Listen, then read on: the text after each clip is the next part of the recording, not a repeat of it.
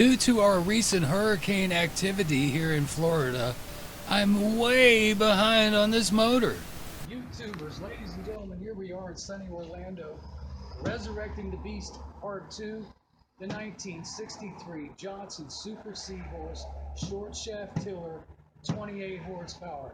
But ladies and gentlemen, let me tell you right now, this is not the beast. This is just the hood of the beast. Okay, ladies and gentlemen, this is the 1963 Johnson Super Seahorse, 28 horsepower, short shaft tiller. Like I said, I call it the beast. This is part 2 on resurrecting the beast, and I'll give you an idea how far along I am. Let me give you a rundown here on everything I've done so far. Carburetor, new kit, rebuilt, cleaned as a whistle. Kill switch, clean. Didn't need to rebuild it. Fuel pump, clean, rebuilt, perfect. Starter, cleaned, not rebuilt, but clean. I think it's going to be good. Under the flywheel, new coils, points, condensers. Today, I'll be running out, picking up all my fuel lines, new plugs. Everything else I'm going to need to finish this baby up. I also swapped out the handle. The original handle was pretty screwed up. I had one laying around, all cleaned out, greased, nice.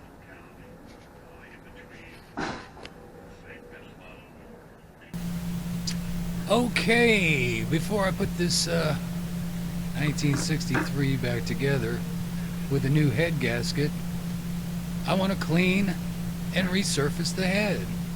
And this is how I do it, or how I was taught. Pretty standard procedure. I like to use a little fuel injection cleaner. Put it in a bucket, pour it in there, let it soak. Works pretty good. Get a brush. Where's my brush? Brush. Somewhere around here. Brush. Oh, there it is. Scrub that baby out. Now, this is not a wire brush. This is a plastic brush. You don't want to use a wire brush and scratch this thing all up.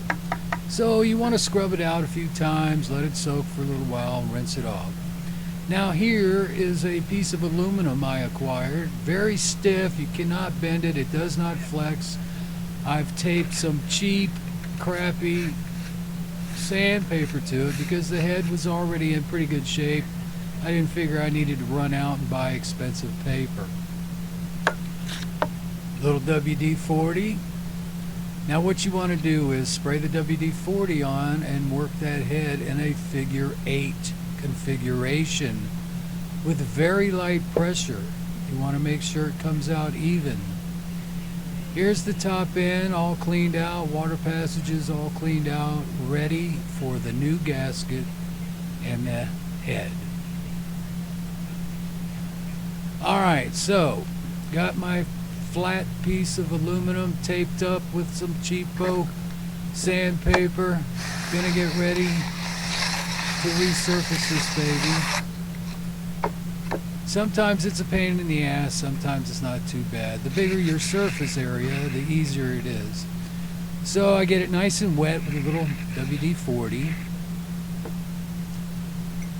and then start my figure 8 sanding, resurfacing. Anyway, here it is with the first run. You can see all the carbon is gone, nice and clean, looks nice and even. You can take a straight edge and put a straight edge on it. Make sure you didn't screw it up if you decide to do this. Too much pressure on one side, you'll screw it up and you have to redo it. Here it is again, a couple of times over. Nice, clean, looks great, looks fantastic. Can't wait to get this thing in the water.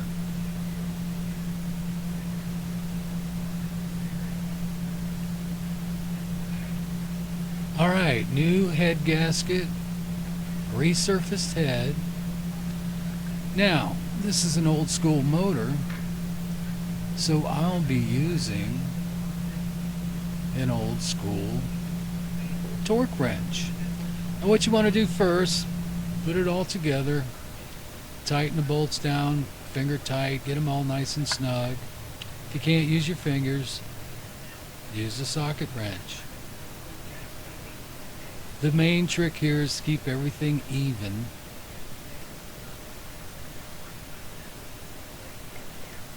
Not hard at all.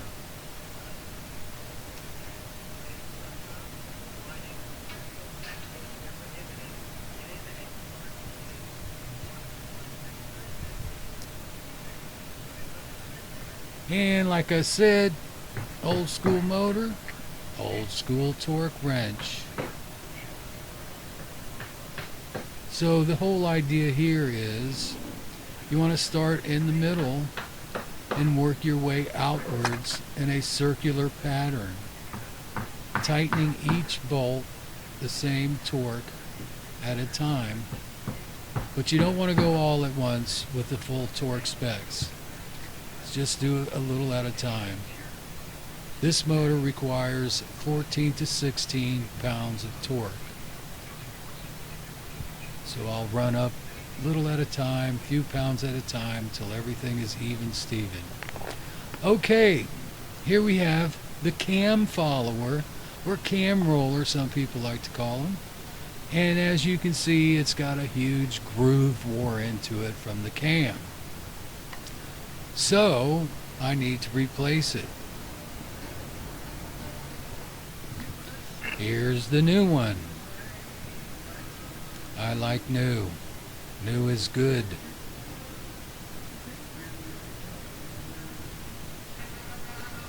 New. Old. New. Old. Now what I decided to do was kind of stupid. I thought, well, instead of pull everything off and put the whole entire thing on there, I'll just pop out the pin in the roller, or follower, whichever you prefer, and pop in the new one.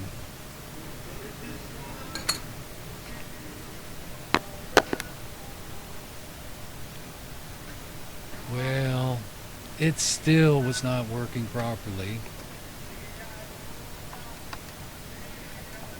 Couldn't figure it out. So I'm like, still not properly working. Well, after inspection, the brass also had a groove wore into it. So I had to pull it off anyway and replace the entire thing. Here you can see the brass with the groove wore into it, which is just screwing up the whole thing. So should have done it that way in the first place. Replaced the entire piece. Now it works like it's supposed to.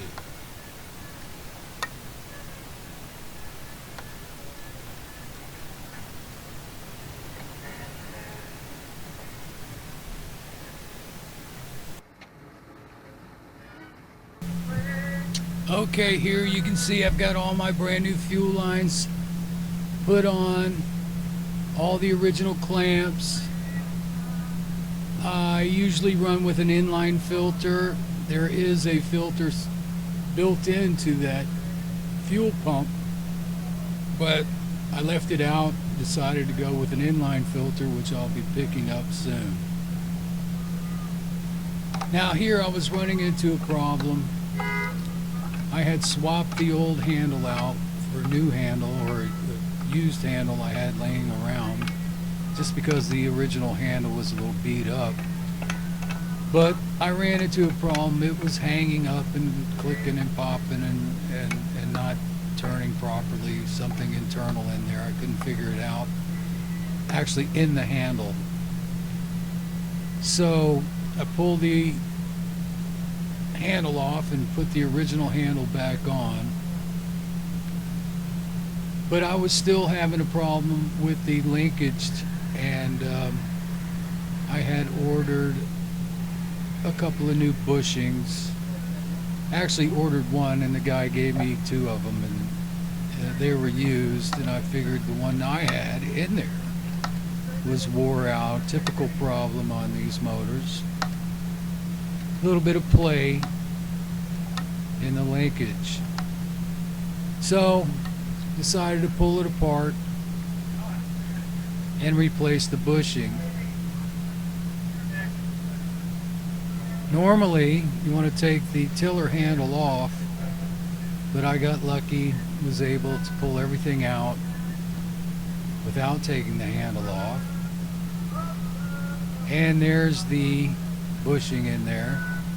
And it was a good thing I took everything out too, because it still had grease from 19 who knows what caked up and gunked up on it that the pressure washer was unable to get off. So tore it apart, cleaned it real good, pulled the old bushing out, and popped in a new one.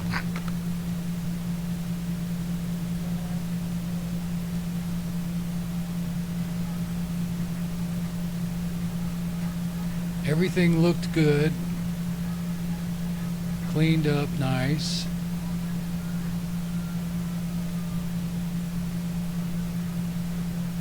Oh, I also had to drill out the old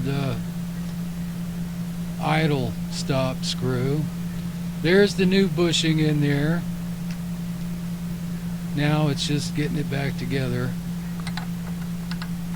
Not too hard.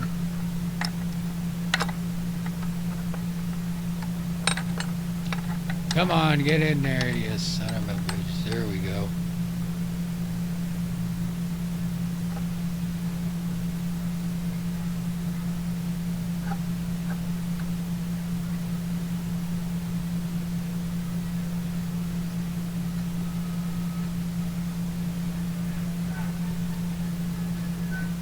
Now, it's always a good thing to mark your gears, so when you put this thing back together, you know where they go.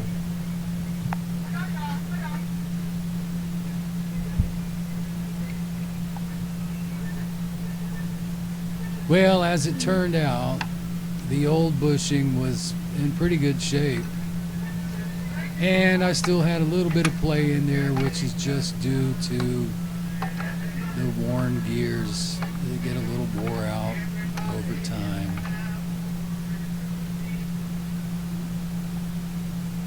So it's all back together.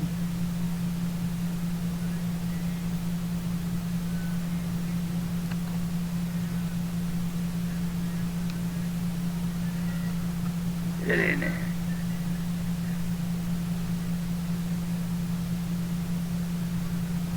And looking good.